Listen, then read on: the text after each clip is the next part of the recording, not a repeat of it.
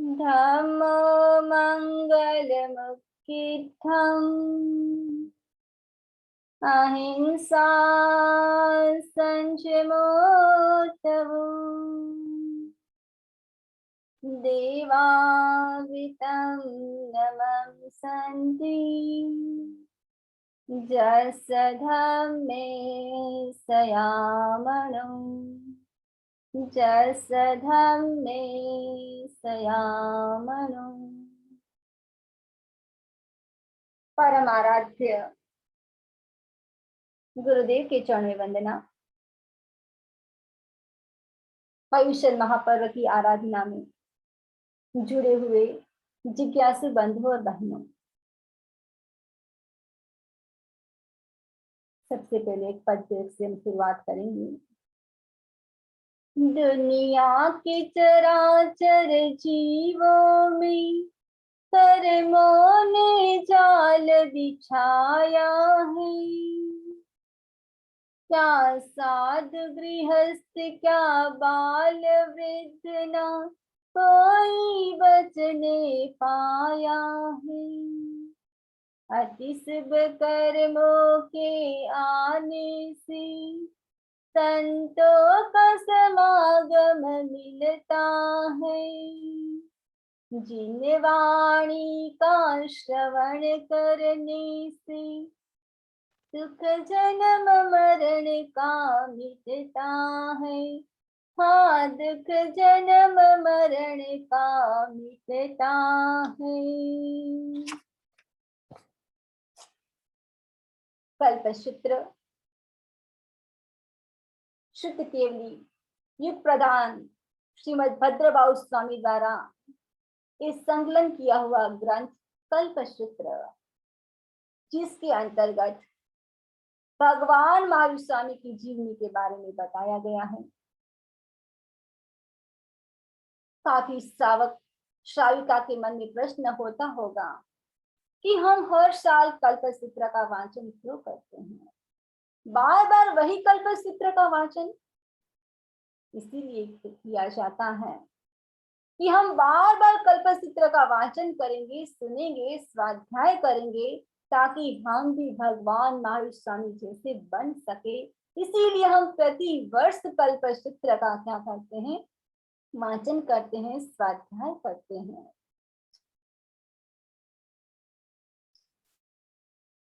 कल में हमने सुना था कि भगवान महावीर स्वामी का जीव और उसमें पहले भाव में सम्यक्त्व की प्राप्ति हो जाती है।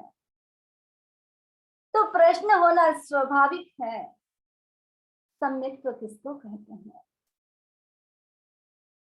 सम्यक्त्व का मतलब है जो तत्व है, जो भगवान ने कहा है, उसके पर श्रद्धा करना। जैसे 9 तत्व है, जीव अजीव पुण्य पाप आश्रव संवर निजरा बंध मोक्ष। 9 तत्वों के प्रति श्रद्धा करना, उसको कहा गया है सम्यक्त्व। देव गुरु और धर्म के प्रति श्रद्धा करना। हमारे देव कौन है? हमारे देव है अरिहंत भगवान, भगवान महावीर स्वामी। हमारे गुरु कौन है? हर भाई बहन के अपने अपने गुरु हो सकते हैं। उसके प्रति श्रद्धा करना धर्म। जब धर्म की बात आती है, यानी जो हमारा जैन धर्म है, उसके प्रति श्रद्धा करना, उसको सम्यक्त्व कहा गया है। सम्यक्त्व के 5 प्रकार बताए गए हैं। औपसमिक सम्यक्त्व, क्षायिक सम्यक्त्व, क्षायकोपशमिक सम्यक्त्व, सास्वादन सम्यक्त्व और वेदक सम्यक्त्व। इन 5 प्रकार के सम्यक्त्व में से जो क्षायिक सम्यक्त्व का सबसे ज्यादा महत्व है, यदि क्षायिक सम्यक्त्व आ जाता है तो निश्चित रूप से कहाँ चला जाता है? वह आत्मा निश्चित रूप से मोक्ष गति को प्राप्त कर लेती है। यदि उससे पहले आयुष्य का बंध नहीं हुआ है तो वो मोक्ष गति में चली जाती है। अरे यदि आयुष्य का बंधन हो गया है तो क्या होता है? तो तीसरे भाव में मोक्ष चली जाती है।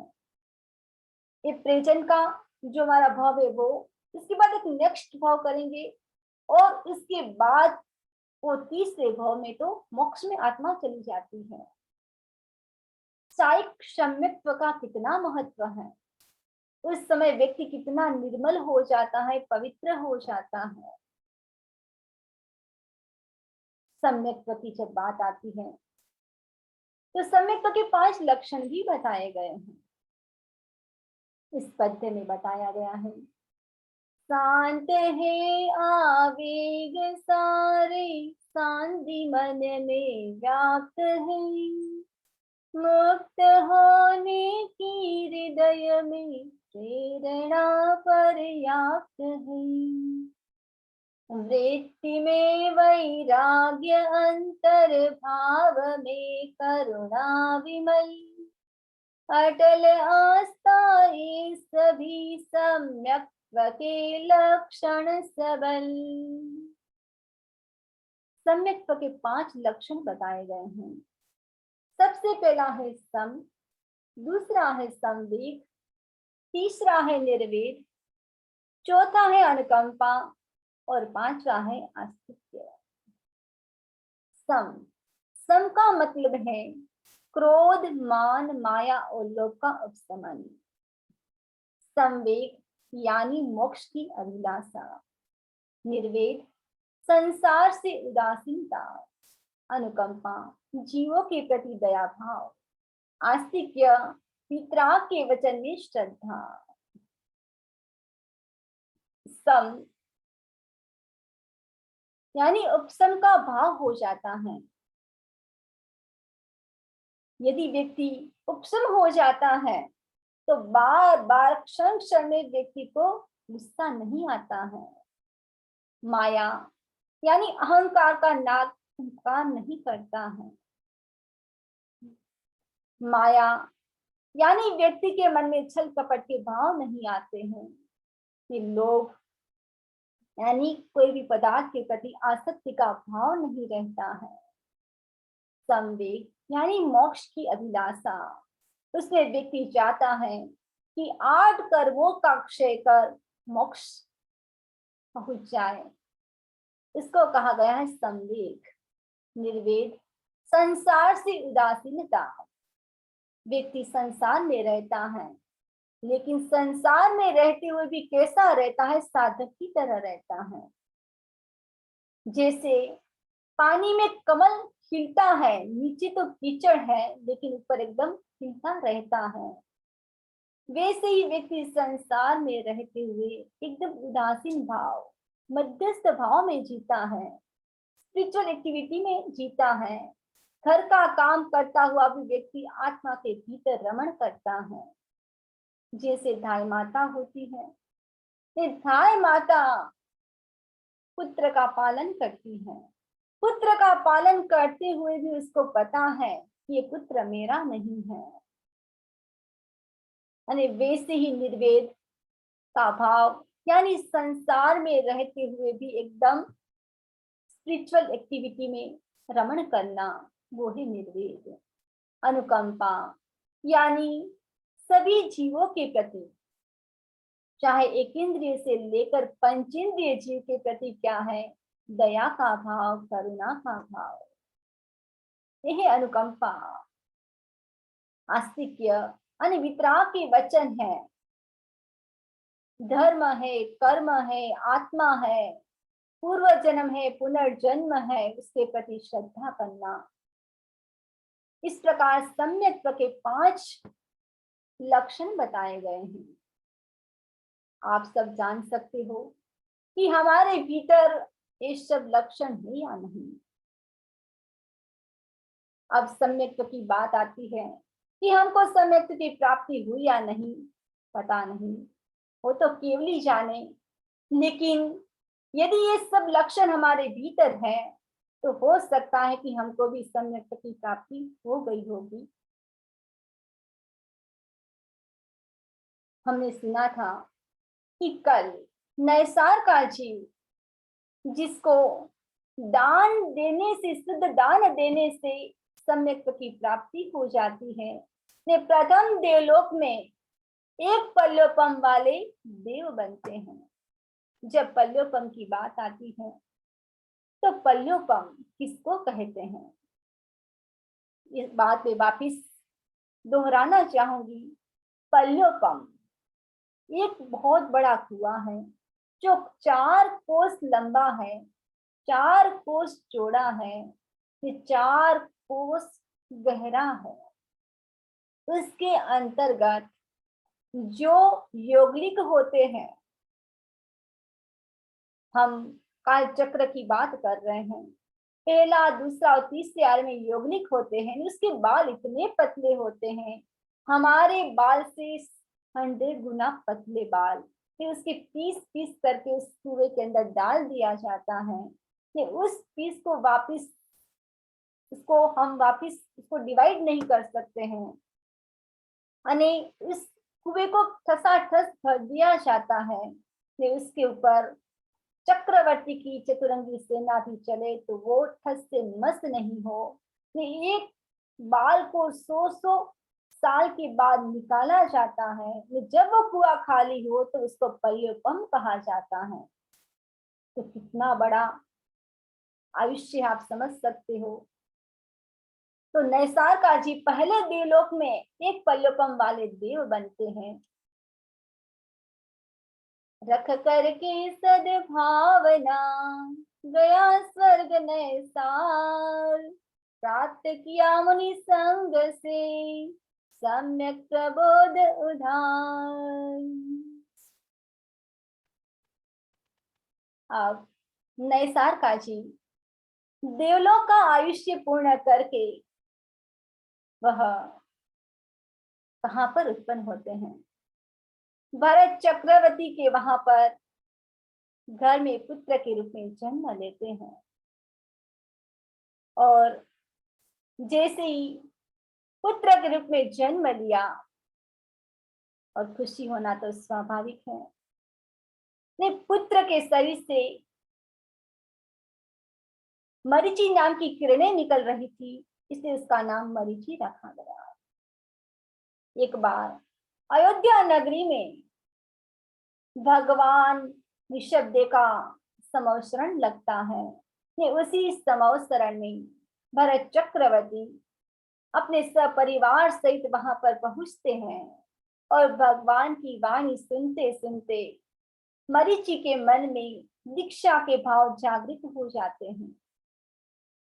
माता पिता की अनुमति लेकर मरीचि भगवान के पास दीक्षित हो जाता है।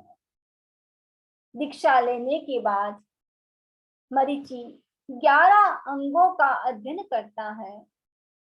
11 अंगों का अध्ययन करते करते फिर जो मरीचि एकदम कोमल था, शरीर एकदम कोमल, ने एक बार क्या होता है कि ग्रीष्म काल की भयंकर गर्मी, और उसने सोचा कि इस गर्मी, जो इतनी गर्मी हो रही है, वह गर्मी सहना मेरे लिए संभव नहीं है।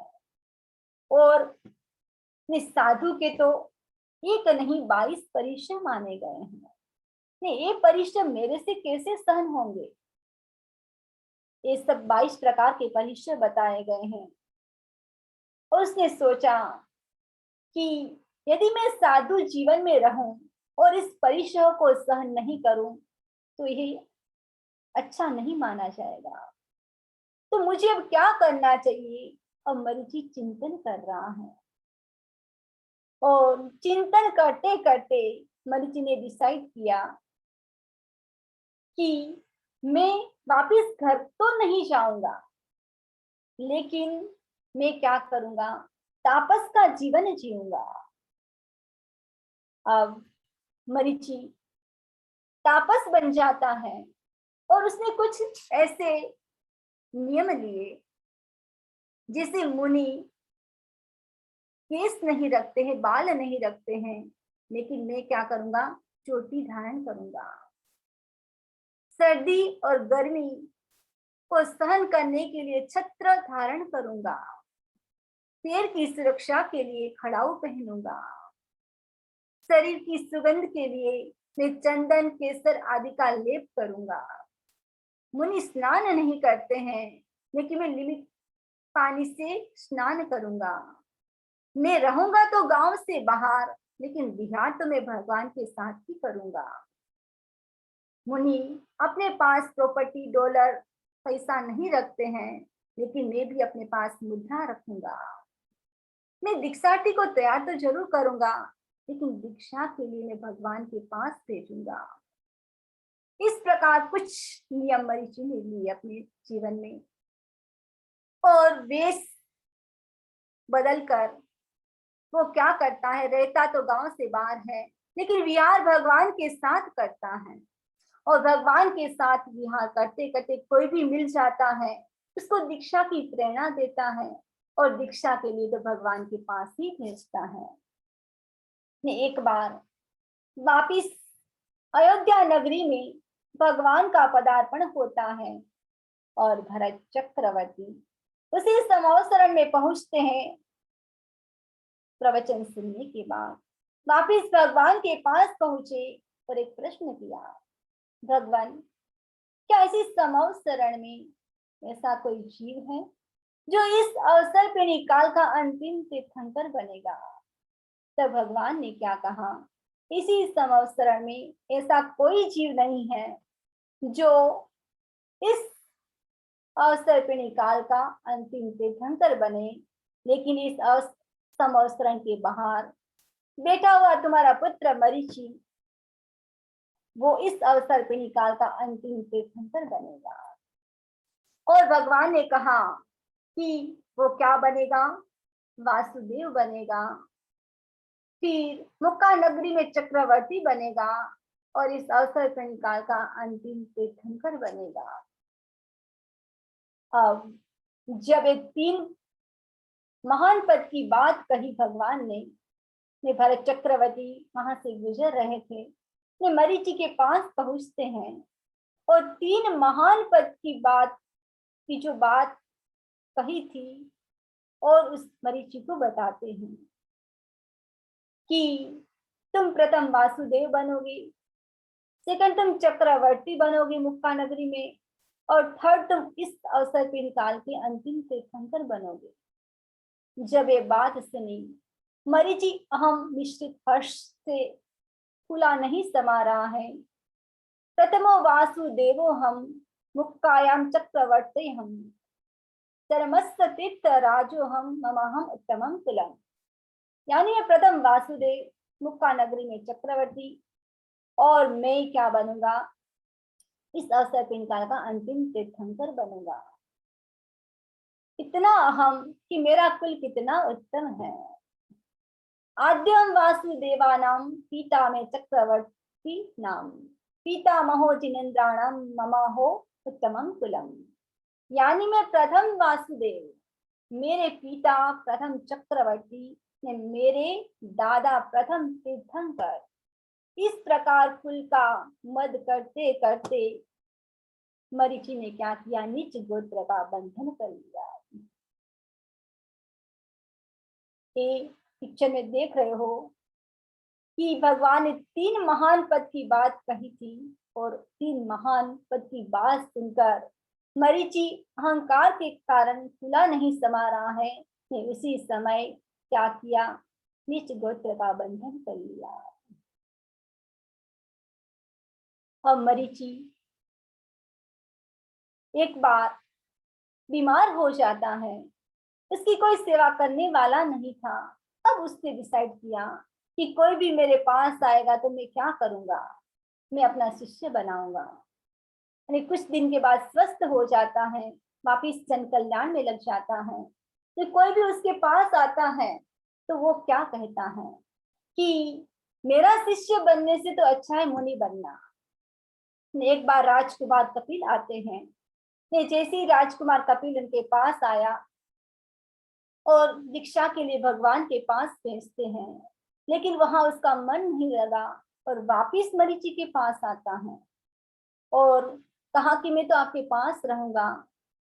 तब मरीचि ने डिसाइड किया कि पहले तो वो उनके मन में यह था कि भगवान का जो मार्ग है श्रेष्ठ है, मेरा मार्ग दुर्बल है। लेकिन अंतिम समय में उसने डिसाइड किया कि कपिल मेरा शिष्य बनेगा। भगवान के मार्ग में भी धर्म है और मेरे मार्ग में भी धर्म है। इस प्रकार अंतिम समय तक मरीचि ने तापस धर्म को स्वीकार किया और वहां से अपना आयुष्य पूर्ण कर चौथा भाव यानी देवलोक में जन्म लेते हैं। अब देवलोक का आयुष्य पूर्ण होता है और वापिस वहां तापस बनते हैं। इस प्रकार एक भाव से दूसरे भाव में गति कर रहे हैं और छठे भाव में वापिस तापस बनते हैं और 7 भाव में वापिस देवलोक में उत्पन्न होते हैं। देवलोक का आयुष्य बहुत बड़ा होता है। देवलोक का आयुष्य पूर्ण करके वापिस तापस बनते हैं 8वें भाव में। 9वें भाव में वापिस देवलोक के देव के रूप में जन्म लेते हैं और 10वें भाव में वापिस तापस बनते हैं। एक भाव से दूसरे भाव में परिभ्रमण कर रहे हैं और 11वें भाव में वापिस देवलोक के देव बनते हैं और 12वें भाव में ब्राह्मण के रूप में जन्म लेते हैं और 13वें भाव में वापिस देवलोक में उत्पन्न होते हैं और 14वें भाव में ब्राह्मण के रूप में जन्म लेते हैं और 15वें भाव में वापिस देवलोक में जन्म लेते हैं। हमने चर्चा की कि भगवान महावीर की आत्मा एक भाव से दूसरे भाव में परिभ्रमण कर रही है और मरीचि के भाव में अहंकार के कारण क्या किया, निज गोत्र का बंधन कर लिया। 4 प्रकार की गति बताई गई है। नरक गति, जो नरक गति है इसके अंतर्गत हम देखें तो वहां पर क्रोध की बहुलता होती है और उसके बाद एक मनुष्य गति। ये मनुष्य गति में किसकी बहुलता है? नरक मनुष्य गति में मान अहंकार की बहुलता है और उसके बाद त्रियंच गति और त्रियंच गति में माया की बहुलता है। देव गति जिसके अंतर्गत लोभ की बहुलता है। व्यक्ति कुल का मद करता है, उसके कारण नीच गोत्र का बंधन कर लेता है। अहंकार के कारण व्यक्ति को खुला भी नहीं समाता है। यदि किसी को कहा जाए कि आपका पोता बहुत सुंदर है, व्यक्ति को कितना अच्छा लगता है। कहा जाए कि आपकी मुस्कान बहुत अच्छी है, एक वाक्य भी व्यक्ति को प्रसन्न कर देता है। यदि व्यक्ति को कहा जाए कि आपके दांत कितने मोती जैसे चमक रहे हैं, तो व्यक्ति को कितना अच्छा लगता है। यदि व्यक्ति को कहा जाए कि आपके चश्मे बहुत अच्छे हैं, आपका ड्रेस बहुत अच्छा है, यदि हम बात करें तो प्रशंसा किसकी हो रही है? यदि ड्रेस की बात हुई तो प्रशंसा तो ड्रेस की हो रही है, लेकिन व्यक्ति सोचता है प्रशंसा तो मेरी हो रही है। नहीं, ये सब क्या है? ये तो सब पुद्गल है। ये पुद्गल का स्वभाव है। ये अपने संयोग और वियोग चलता रहता है। ये जो पुद्गल है किसी को ज्यादा मात्रा में मिलते हैं और किसी को कम मात्रा में मिलते हैं। यानी जीवन में अनुकूलता भी आती रहती है और प्रतिकूलता भी आती रहती है, लेकिन हमेशा अनुकूलता भी नहीं रहती है और हमेशा प्रतिकूलता भी नहीं रहती है। 2 शब्द हैं, एक तो है निंदा और दूसरा है प्रशंसा।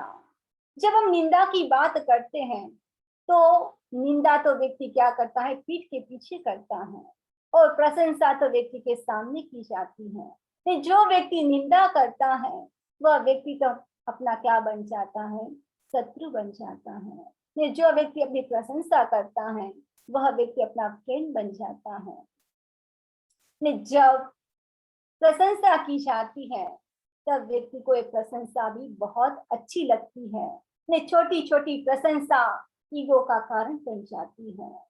यदि व्यक्ति को किसी की प्रशंसा की जाए तो वो प्रशंसा गन्ने के रस से भी ज्यादा अच्छी लगती है। कोई व्यक्ति क्या करता है, धनवान है और तो उसका व्यक्ति अहंकार कर लेता है, कोई व्यक्ति रूप का अहंकार कर लेता है, कोई व्यक्ति तप का अहंकार कर लेता है, तो कोई व्यक्ति ज्ञान का अहंकार कर लेता है। इस प्रकार हम देख सकते हैं कि व्यक्ति छोटी छोटी बातों में अहंकार कर लेता है। ज्ञान का अहंकार, रूप का अहंकार सनत कुमार चक्रवर्ती ने किया था। और बल का अहंकार, यदि व्यक्ति बल का भी अहंकार करता है, आज है, हो सकता है कल व्यक्ति बीमार हो जाए तो मक्खी भी नहीं उड़ा पाए। इस प्रकार 8 प्रकार के अहंकार बताए गए हैं। जाति, कुल, तप आदि 8 प्रकार के अहंकार। उस अहंकार से व्यक्ति को दूर रहने का प्रयास करना चाहिए। हमने चर्चा की कि भगवान महावीर स्वामी की आत्मा ने पहले नैसर्गिक के भव में सम्यक्त्व की प्राप्ति की और तीसरे भव में मरीचि के भव में उन्होंने नीच गोत्र का बंधन कर लिया। व्यक्ति जैसी करनी करता है उसके अनुसार उसको गति मिलती है। हम आगे सुनेंगे कि भगवान महावीर की आत्मा कैसे रणवीर से युद्ध वीर की ओर प्रस्थान करती है। इसी भावना के साथ ओम अरहम